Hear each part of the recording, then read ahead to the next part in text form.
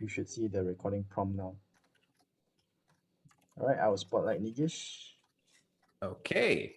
All right. All right. So for those of you who are watching, this is Team Metaphor, and we are here because we want to have a interesting conversation about our hobbies. So what we're going to do is going to take some time each person to talk about each and every one of our hobbies. Some seem to have some interesting, maybe torturous hobbies.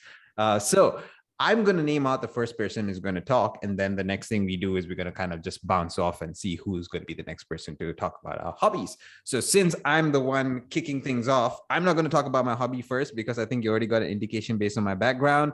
Let's go with Nick. Nick, what is your hobby? Tell us. Okay, so since we have to do this with facial expressions that are as engaging as possible, I'm going to wait a couple seconds while someone spotlights me. As long as that's been done, someone can let me know. Ta-da. Yes. Okay, great. Yes. So my hobby that I'm going to be talking about today in 2 minutes or less is ultimate frisbee. Now, for those of you who don't know what ultimate frisbee is, just take your average home ceramic plate in your house and you throw it with either a forearm or a backhand motion at the nearest person towards you, and that person has to catch said plate. So I'm going to try and adjust myself so you can kind of see the frisbee over there. The picture cropping isn't great, but you do this multiple times to advance your plate from point A to point B, and hopefully one of your teammates catches said plate in a designated end zone area for you to score a point. Now you do this by running back and forth up the field until one team gives up or you hit 15 points, typically, whichever one happens first. That's what I do in my hobby. What I do, aside from that, I've been doing this plate throwing hobby for about 7 years, 8 years maybe. And I'm really upset because I haven't been able to do it for the last couple of years. We're not really counting those.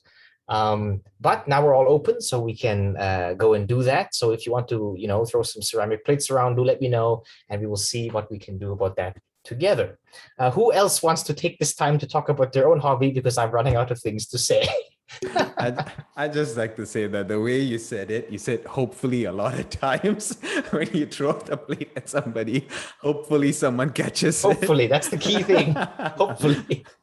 So I think the underlying hope is that actually they get hit. Nick, the look on your face is quite, predatory. That's all I can say. Oh, I'm going to get you. Yes. That's how he gets points. If the other team, intercepts the disc, then it's all about where it hits them when they intercept it. That's where you really get the satisfaction out of this particular hobby. All right. Okay. So since Nick, you went first, perhaps I can go next. So I'll kind of wait for the spotlight to happen. There you go. So I think my background kind of speaks for itself. What my hobby is, it's music. So in a years long past or in a lifelong past, I used to be a full-time musician. I used to perform. I used to produce music, run a studio. That has been a hobby that's stuck with me since actually I was a kid. I started music when I was 6 years old, actually. Wow. In the electronical organ. The side fact that I actually have a diploma in that. But that was more about my parents forcing me into it. But I didn't know that the bug kind of hit me then. And then I went into full-time being a musician. So producing music, recording music, actually working on it. I think there is something very releasing about it in a sense. Whatever the stresses of the day may be, I have an outlet to kind of direct that in a certain way.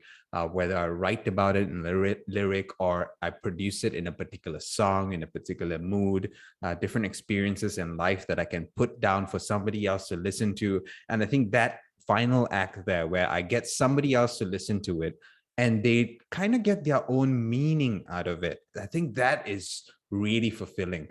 If they just get my meaning, that's somewhat a little bit okay. But if they kind of tell me, hey, you know what, this made me think about this moment of this experience I had or this feeling that I had, that really, really makes me feel good because that means it's a piece of work that could mean different things to different people and they would hold on to. And I've left something on earth, which is, as they say, music carries history. So it carries a piece of history of mine on earth.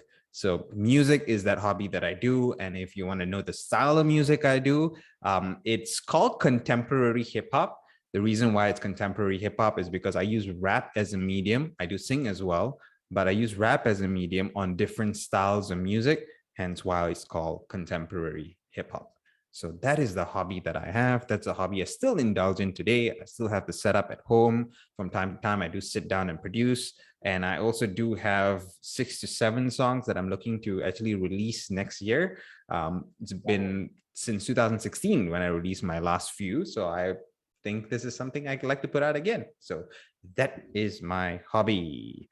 Now, who would like to go next? Not me, but I have a question for you. Can you Yes. lend me your time machine? You must be going back and forth in time, doing music, doing whatever you do in Deuteronomics. Where do you find the time? That's insane. How do you even manage that? That is completely crazy. You are the Okay. second person saying that to me in this past month, which is Sashi is the other one who says that That to should me. tell you something, right? How you're I living. just like doing things with my time. I don't like just sitting still and doing nothing. Maybe that's an art. That's a That's trick. an art. That's Yeah, a that's an hobby art. I could talk about. Doing nothing. Ooh, how I would love to indulge in that. That would be fine. Jason, you want to Alright. go next? All right, sure, okay. So my hobby involves collecting Pokemon cards. So as you can see, the card at the back, if I kept it uh, way back in 1995, I'm pretty sure I had the card, but I'm not sure where it is now. Unfortunately, the value of this Charizard card, the first print, is actually USD 100 or 1,000. Yeah, it's just a card, right? But it's so crazy because people place this kind of value on sentimental things. And if you preserve it well enough, it's really worth that much these days. You can do a simple Google search. And when I earned my own money, of course, I went back into this hobby because back then when I was a kid, I started collecting these cards when I was like 5. Then after that, you still like clueless about these things, right? When you were a kid, you just like, oh, okay lah, I have this cool card, I just like chuck it somewhere, I just play it with my friends and that's about it. But now it's more of like I think it's something like a refined taste or an acquired taste. Yeah, the word is acquired taste when it comes to these things because now that I can afford these things already, right? I open it. I still bring out the kid in me. So that's why I'm into this hobby lah. Yeah, and how to tell the condition of a card, the centering of it. Like you see this card behind me. I'm not sure if you can see it. Actually, it's not exactly a perfect 10-10 card because if you notice the Charizard actually is a bit off center. Yeah, so that would Yeah. decrease the value of the card. Oh. Yeah. So there's actually a grading authority in US. They call it the PSA, which is the Premium Standards Association. So people actually send their cards to get graded in hopes that they could make a profit out of it. Wow. Yeah, so Oh. that's pretty crazy lah. But for me now it's like a hobby that I just like open it and like wow, okay, I got this cool card and I just like frame it up like in an acrylic case. I think I have one of it here. Yeah, so this is a oh okay.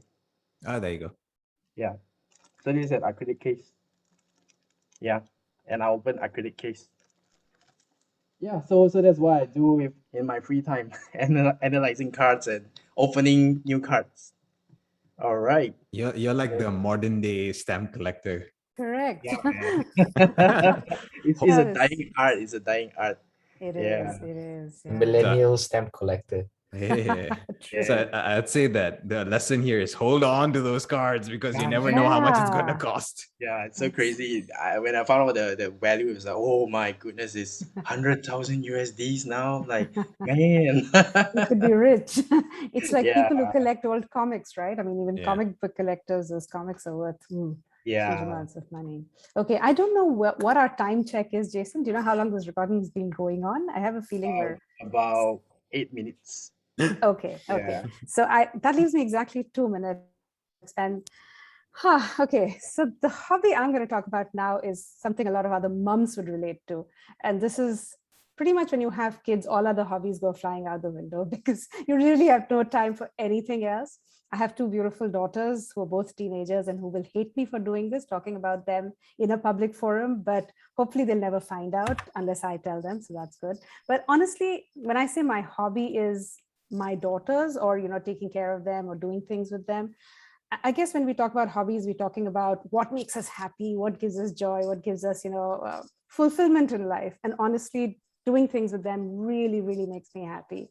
We're more like friends. I mean, when they were younger, clearly I was the angry mom who was constantly pulling them up and sending them for classes and doing stuff. But now that they're teenagers, I find that we have so much to talk about, and I learn so much from them, so much about the youth of today, the kind of topics or ideas that they're passionate about. I'm constantly being, constantly reviewing my own view of the world and of people and relationships and ideas and, femininity and, equal rights, everything in the world, politics, politicians. They just give me so much of information and so much of, opening of minds. I mean, if we talk about having a growth mindset is important, I think they're the ones who keep me with a growth mindset. I find that there is nothing I can sort of, say no to or deny or say that this is not possible, because they are like, no, mom, this can happen, this should happen, you should think like that. So I would say that my two girls are,